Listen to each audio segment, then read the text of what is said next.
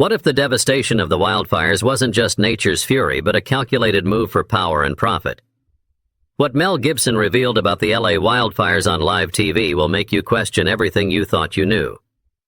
The camera cuts to a sleek television studio, where a polished blonde woman, her warm smile contrasting the gravity of the conversation, leans slightly toward her guest.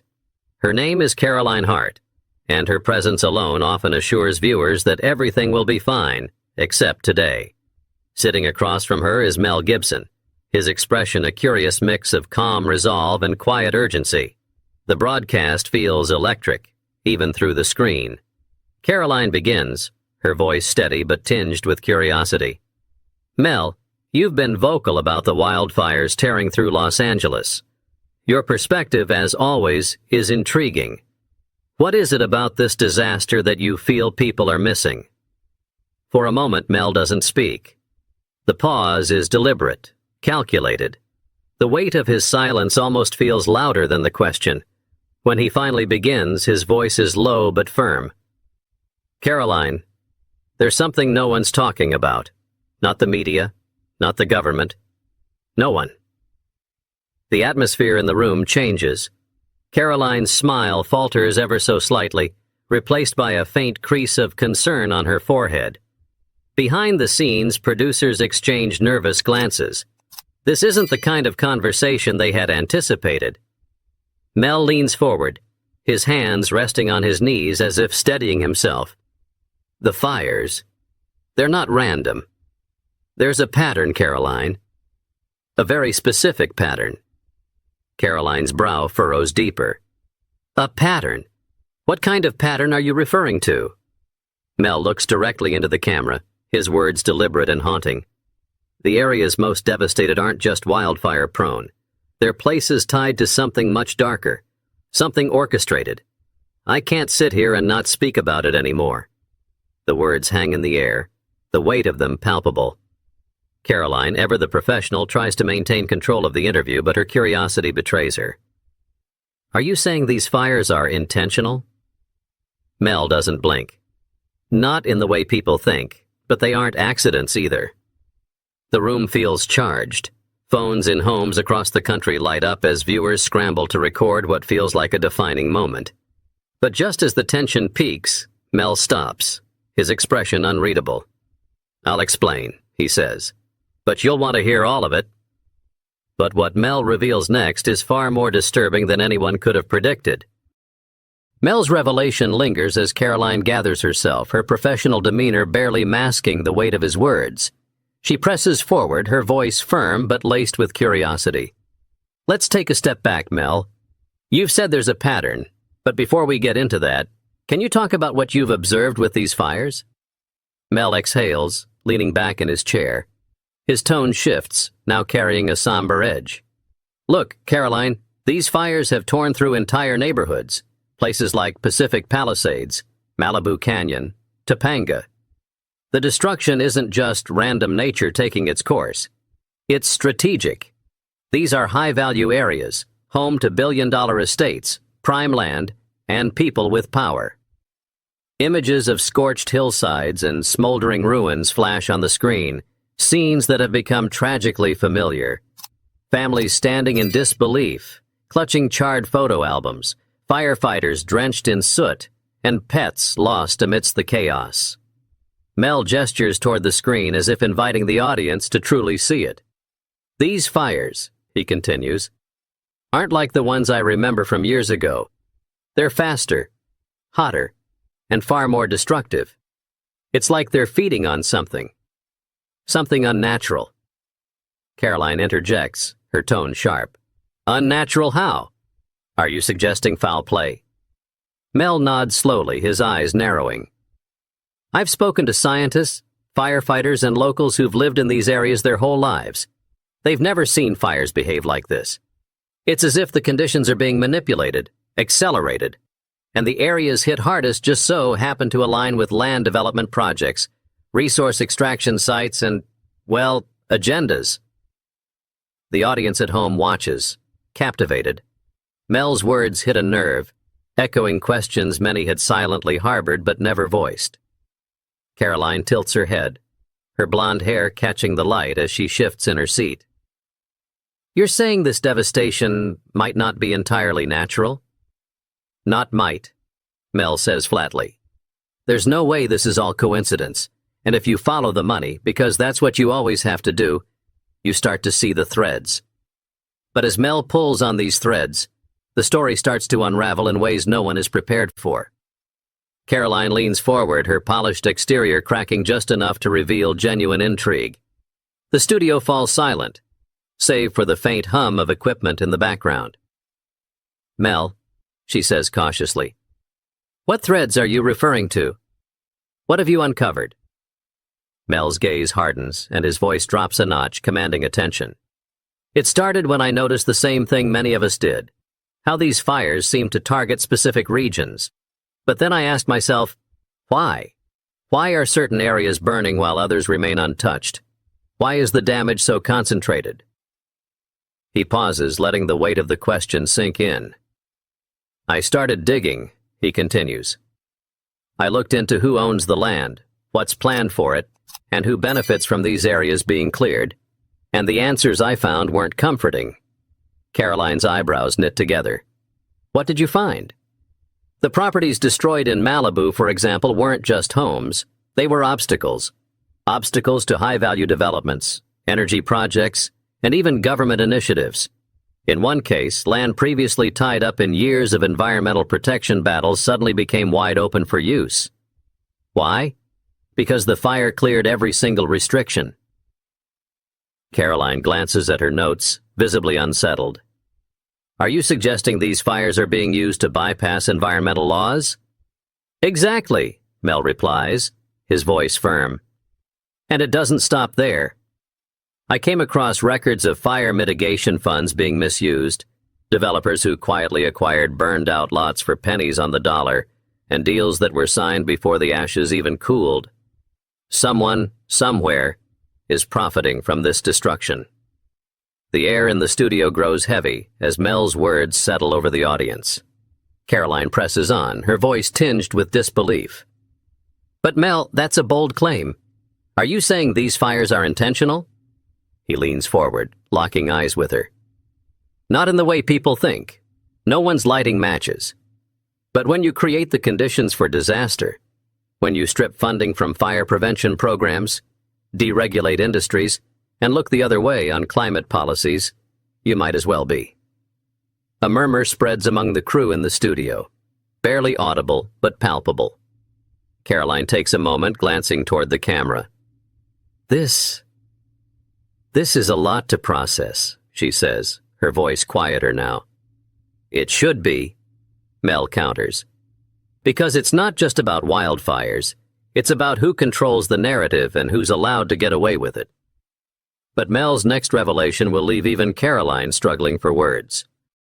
Caroline steadies herself, her carefully maintained professionalism wavering for a moment. Mel, she says, her voice quieter now, you've painted a troubling picture, but you're suggesting something bigger than just negligence. Are you saying there's a coordinated effort behind this? Mel's lips press into a thin line, and he nods. I've looked into this for months, Caroline. I've followed paper trails, spoken to insiders, and connected the dots. These fires aren't just the result of bad policy or oversight. They're the product of deliberate choices made by people in power. The audience, glued to their screens, likely wonders the same thing as Caroline. Who are these people?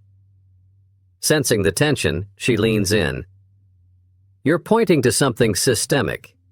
Can you give us specifics? He exhales deeply. Let me tell you about one example. There's a massive development project proposed in northern Los Angeles County, a billion-dollar initiative tied to housing and tech industries. The project stalled for years due to zoning restrictions and environmental protections. After the fires swept through, clearing thousands of acres, those restrictions vanished almost overnight. Caroline's mouth opens slightly, her composure slipping as the implications sink in. Are you saying these fires are clearing the way for development projects? Yes, Mel says without hesitation. And not just there. The same thing is happening in Ventura County, in parts of Napa Valley. Prime land suddenly opened for development. And it's not just private companies. Some of these projects have government backing. It's a perfect storm of profit, power, and destruction. Caroline tries to regain control, her voice firming up. But surely these are coincidences, Mel. Fires happen every year, especially in California. How can you be certain there's intent behind this? He leans closer, his voice steady but charged. Because of what happens after the fires, developers are lined up ready to buy land before the smoke even clears. And the laws meant to protect these areas? They get pushed aside as if they never existed. Someone is profiting from this devastation, Caroline, and they don't want us asking why. The camera cuts briefly to a shot of the scorched landscapes, the imagery underscoring Mel's point. Caroline's voice falters slightly as she responds. Mel, this is hard to hear. You're accusing powerful people of exploiting a tragedy. I'm not accusing them, Mel says sharply. I'm stating facts. And the people watching this, they need to start asking questions too. But the next layer of Mel's revelation turns the conversation from troubling to outright shocking. The interview ends, but the conversation is far from over. Within hours, clips from Mel's appearance flood social media. The hashtags #Mel Gibson reveals and @WildfireTruth trend across platforms, sparking an avalanche of reactions. Some viewers are quick to dismiss Mel's claims as conspiracy theories, but others begin to dig deeper. They post satellite images, zoning maps, and articles that seem to align with what Mel had said. Threads unravel on forums, connecting dots that were previously ignored. One user writes, "Look at the land auctions right after the fires. It's all prime real estate, scooped up by the same few companies. Coincidence?" Major news outlets pick up the story. Some dismiss it outright, calling it Hollywood sensationalism, while others cautiously investigate. A late-night host jokes, "Mel Gibson thinks he's cracked the case of the century. Next he'll be telling us the fires are aliens warming up their engines." The audience laughs, but online, the discourse is no joke. Survivors of the fires weigh in, sharing their stories. A woman named Teresa speaks through tears in a viral video. "Our home was one of the first to go. We had just rebuilt after the last fire, and now, a month later, we're getting offers from developers to sell the land? It feels like they were waiting for this." The backlash grows louder as corporations tied to recent land acquisitions are called out. A leaked memo from one real estate firm becomes a lightning rod for outrage. It reads, "Potential opportunities in post-fire redevelopment zones." The public doesn't miss the cold calculation behind those words. Caroline Hart, the blonde host from the interview, finds herself in the spotlight as well. In an unplanned follow-up segment, she addresses the flood of reactions. "When Mel Gibson spoke, I didn't expect the response we're seeing now. But these questions deserve answers, and I hope someone in power is brave enough to give them." Despite the growing uproar, silence persists from those implicated. Politicians sidestep questions. Corporations issue vague statements about supporting wildfire recovery, and the media's coverage remains cautious. But the public isn't letting go this time. And when a new piece of evidence emerges, it pushes the controversy to an entirely new level. The story takes an even more personal turn when wildfire survivors begin sharing their experiences in greater detail. Among them is Daniel Reyes, a retired firefighter who spent decades battling blazes across California. His voice shakes as he speaks in a heartfelt interview with an independent journalist. "I've fought fires my whole life," Daniel says, staring at the blackened remains of his home in Malibu Canyon. "But this one, it wasn't normal. Fires don't spread that fast or burn that hot without help. The winds were fierce, sure, but the way it moved, it was like it had a mind of its own. And now, knowing what Mel said, I can't help but wonder if someone wanted this to happen." Daniel's story resonates deeply, and it's not the only one. A single mother named Regina lost her home and her livelihood in the fires. "They say it's nature," she says in a viral video, her voice raw with emotion. "But How is it nature when a week later, I'm getting calls from a company offering to buy my land? Who are these people? And how did they know to contact me so fast? These stories fuel a new wave of anger and sadness. People begin to connect not only with the mystery, but also with the human cost. Videos of charred family heirlooms, burned out schools, and displaced animals flood social media. But amidst the pain, something else begins to take root: a call for accountability. Grassroots organizations spring up demanding investigations into the fires and the policies surrounding wildfire prevention. Activists hold rallies in Sacramento, calling out the corporations and lawmakers named in Mel's interview. Signs reading, "Fire doesn't lie, but greed does," and "Who profits from the ashes?" are carried by crowds demanding answers. Caroline Hart takes to the airwaves once more, this time with a fire in her tone. It's clear that people are hurting and angry, and rightfully so. But this is more than anger. It's a chance to change the way we look at disasters and how we let those in power respond to them. Her words ignite further momentum, but they also draw opposition. Critics label the movement as anti-business or wild conspiracy theories, while others accuse Mel Gibson of grandstanding. Yet the voices calling for justice refuse to be silenced. And just as the tension reaches its peak, an insider steps forward with proof that changes everything. As public outrage reaches a boiling point, a surprising development shakes the conversation to its core. An anonymous whistleblower, someone who claims to have worked closely with a prominent land development corporation, steps forward with damning evidence. In a video posted to an independent news site, their voice is distorted and their face is obscured. The person, identified only as Alex, holds up a stack of documents. "These are internal memos, emails, and project plans," Alex says. "They show that the company I worked for knew these fires were coming and planned their moves around them." The whistleblower highlights one email chain in particular. The subject line reads, "Post-fire acquisition strategy."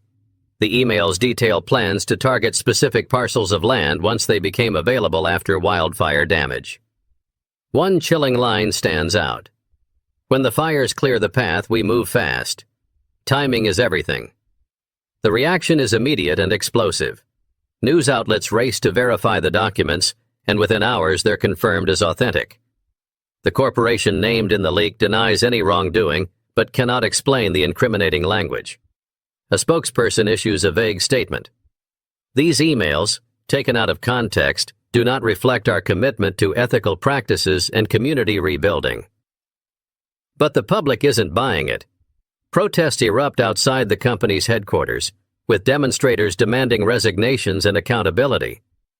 Social media lights up with hashtags like #FiresForProfit and #ExposeTheGreed. Even lawmakers who had previously remained silent begin to take notice. Mel Gibson, watching the chaos unfold, releases a brief statement. "This was never about me. It's about the truth. And now we have it."